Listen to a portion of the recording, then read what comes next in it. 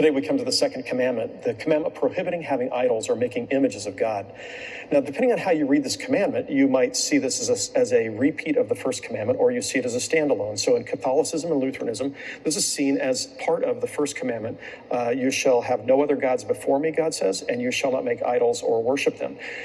In some traditions, however, we recognize that this commandment was really prohibiting making, or primarily prohibiting making images to represent Yahweh, the God of Israel. Of course, it forbade worshiping other idols or other gods in images, but it was primarily about not making an image of God, of Yahweh, and worshiping that image.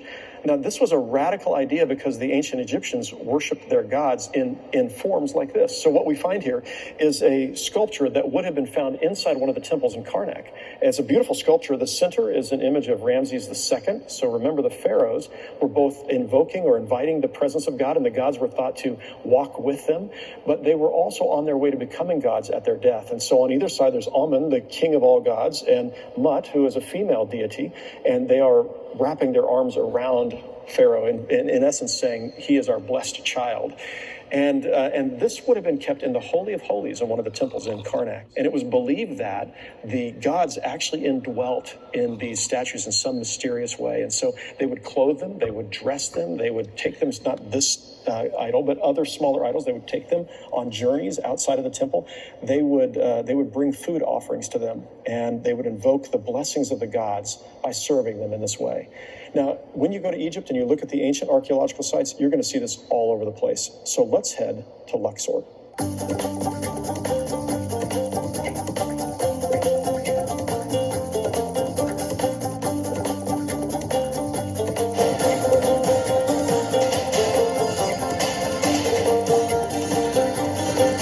Standing here in Luxor, or what was the ancient city of Thebes, and we're standing in front of the Karnak Temple. This is actually a complex of temples, massive, maybe the largest temple or complex of temples in the world.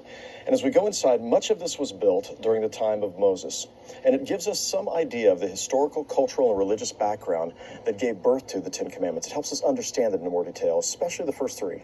So let's go inside.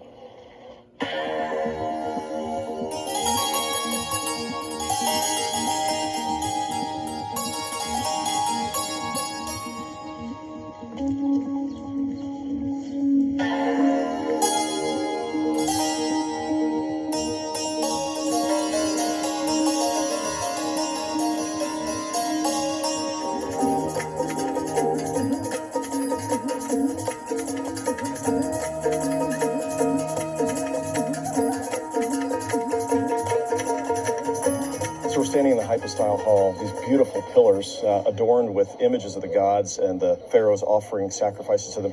And then the wall behind me, what you see is Pharaoh. He is second from the right, and four of the other Egyptian gods, and they are on a journey in a boat as they're going to offer or take pilgrimage and offer sacrifices to the gods in an annual pilgrimage that's taken by these gods. Anyway, I wanted you to see this so you get a sense of when we're talking about when the commandments talk about you shall make no images or idols of the gods.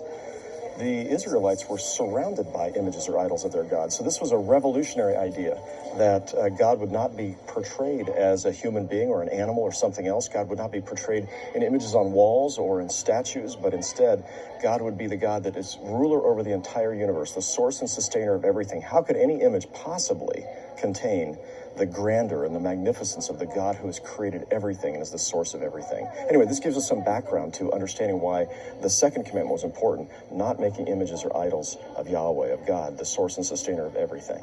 Let's keep going.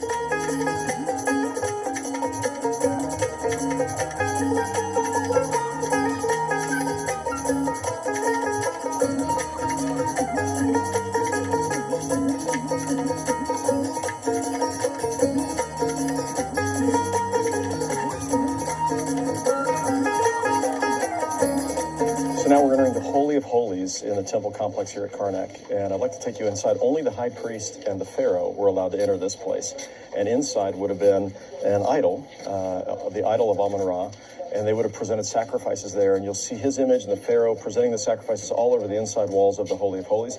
Holy of Holies in Jerusalem's temple, and prior to that in the tabernacle, was roughly patterned after this idea, the same idea.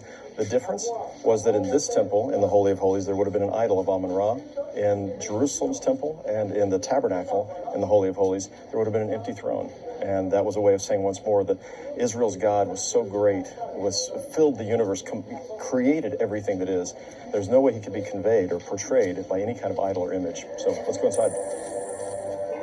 So we're standing inside the Holy of Holies, and you'll see here the pedestal on which the idol would have sat, the idol of Amun-Ra would have sat. And it was designed so that the sunlight would come through this temple twice a year and would strike the idol. And so it was designed perfectly for the light to come through on 2 particular days during the year.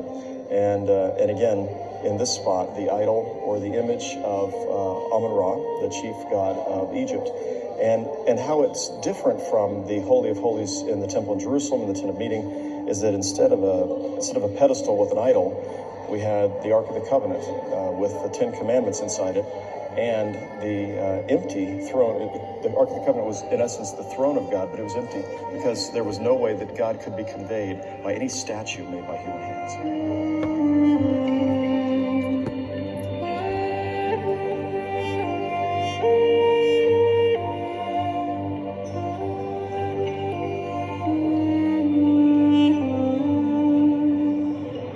I hope you enjoyed that opportunity to visit the temple complex at Karnak. And in the next few weeks, we're going to have a chance to return to Luxor and visit the Luxor Temple and the Valley of the Kings. But right now, I'd like to take you once more to my conversation with Rabbi Art Nemitov as we reflect a bit further on the first 2 commandments. Let's take a listen. You must have no other gods? What does that mean? How do you teach that? What does that mean for us today where we don't worship other deities? Or at least we don't think we worship other deities. We start from the premise that God is our parent. God is our creator. God is our beloved. And we are in an intimate relationship. And just as we would say in our own lives, we don't have other lovers. We have one lover who is our spouse, our partner. So too do we treat God. In our tradition, we have the 5 commandments and then the other 5 commandments, and they're seen as parallels to each other.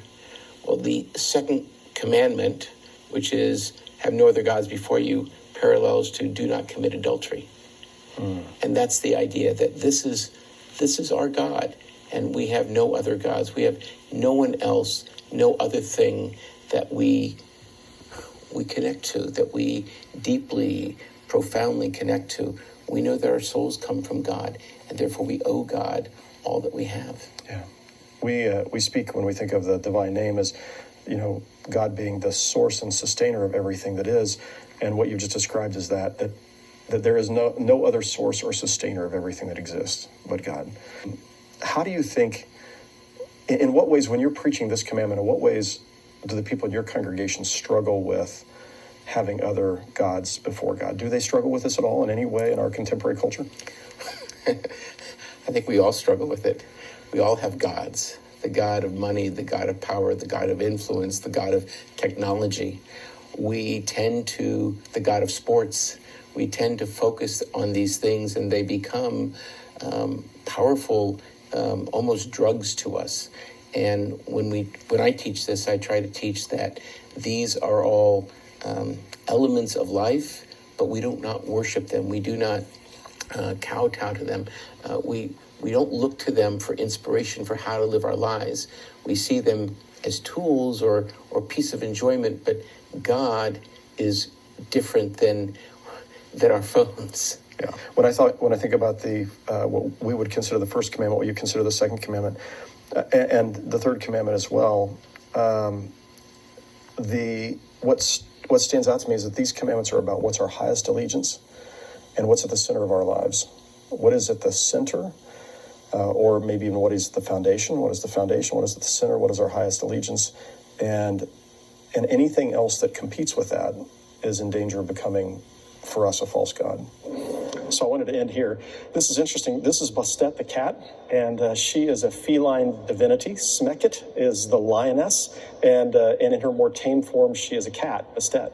And she is the goddess of love and dance and romance. And But these are the kind of household gods that people would have. So they would have these statues that represented the gods that they worshiped, and they would have them in their homes. So when God tells the people not to make images of him and not to worship these idols, he's trying to break a habit that was ingrained into the life of the children of Israel, as they had been worshiping the gods in this way.